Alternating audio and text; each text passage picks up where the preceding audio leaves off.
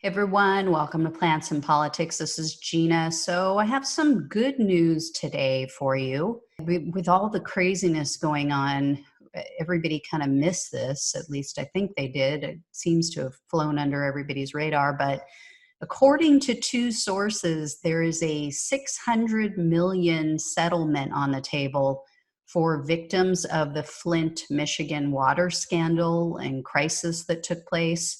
It's supposedly going to be announced this week, but it's pending approval by a federal judge in Michigan. So the money would mostly go to children who were affected by the crisis.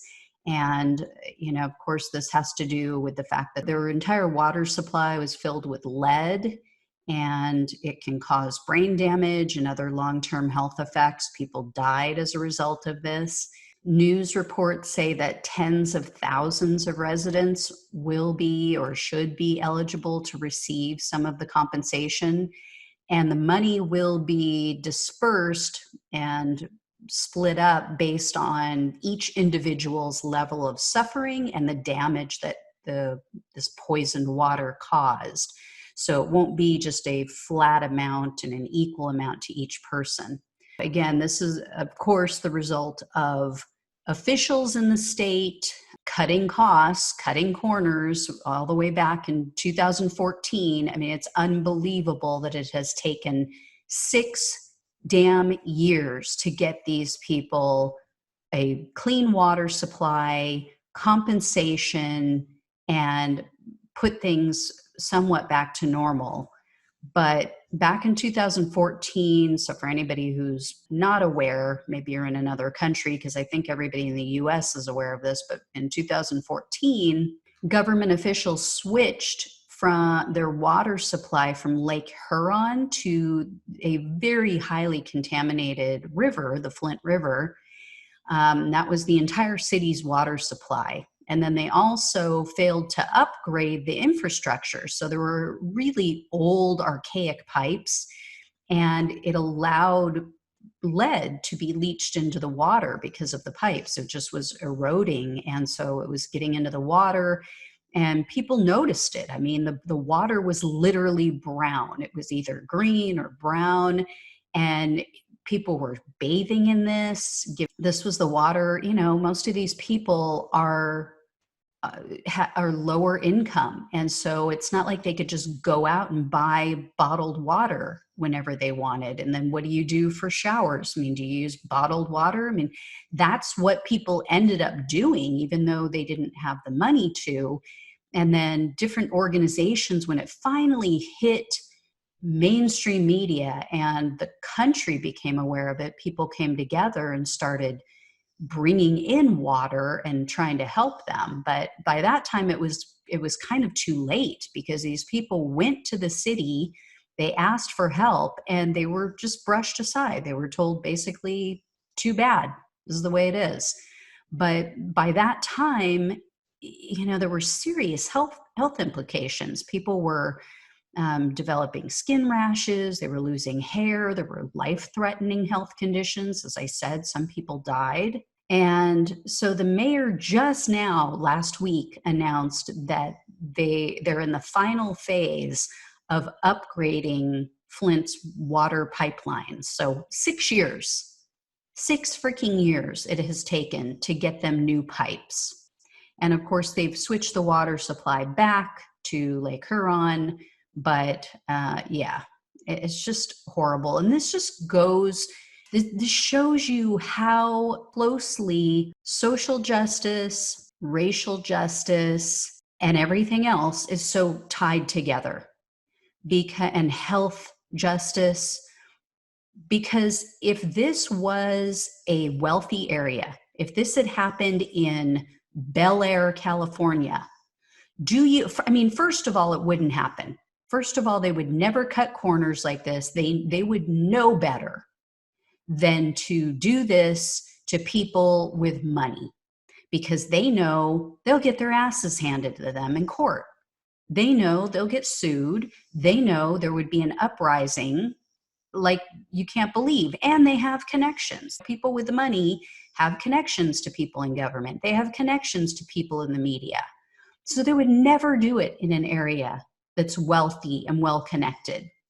But in this area where people are poor for the most part, or they're at least on the lower end of the spectrum as far as income levels, they know, and it's largely a minority group of people, they do it. They do this shit all the time, all over the country. Republican Governor Rick Snyder kept denying it, and then finally he couldn't deny it anymore. And in 2015, I think it was, is when it kind of exploded all over the place. But, every side of the aisle is to blame in this, because Obama was president and Obama tried to downplay it. And then he did nothing in all the years that he was in office while this was going on. He could have done something, and he didn't. He left it up to the state. I have a serious issue with that. And then, initially the city had the state, I should say, had a Republican AG who did nothing about it. And then a Democrat took over as AG. And they filed charges. They filed charges originally against 15 city officials, and some of them were very high ranking. They were all proven to know. They knew what was happening. They denied it. They tried to hide it. They obfuscated the truth. They did everything in their power to prevent this from blowing up, even though they knew they were endangering people's lives. They knew.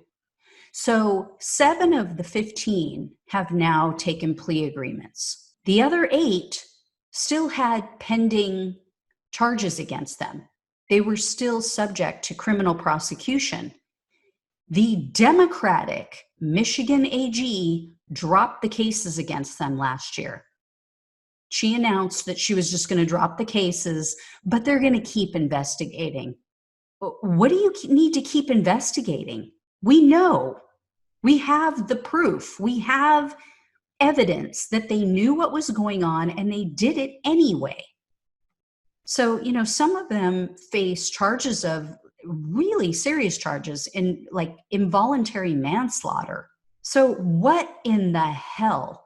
I mean, this alone should prove to everybody that it doesn't matter what side of the aisle you're on. If you're an establishment candidate, if you are an establishment official, whether a Democrat or Republican, they need to go. They must go. The establishment must be dismantled because they clearly pray to their corporate masters, and that's it. It doesn't matter whether they have a D or an R behind their name. They don't give a damn about average Americans.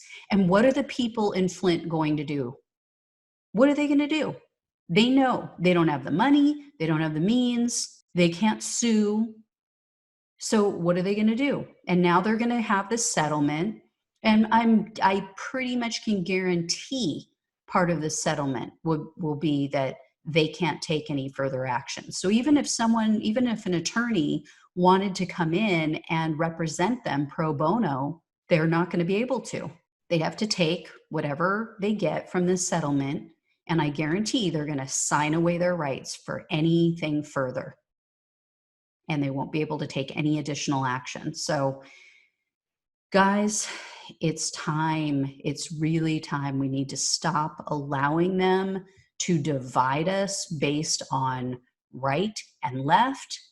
And we need to make it a 99% versus a 1% issue, because that is the truth.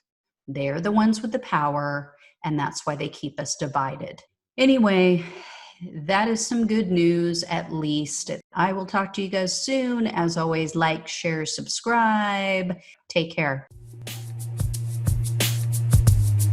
You're listening to Plants and Politics with Gina Bonanno Lemos.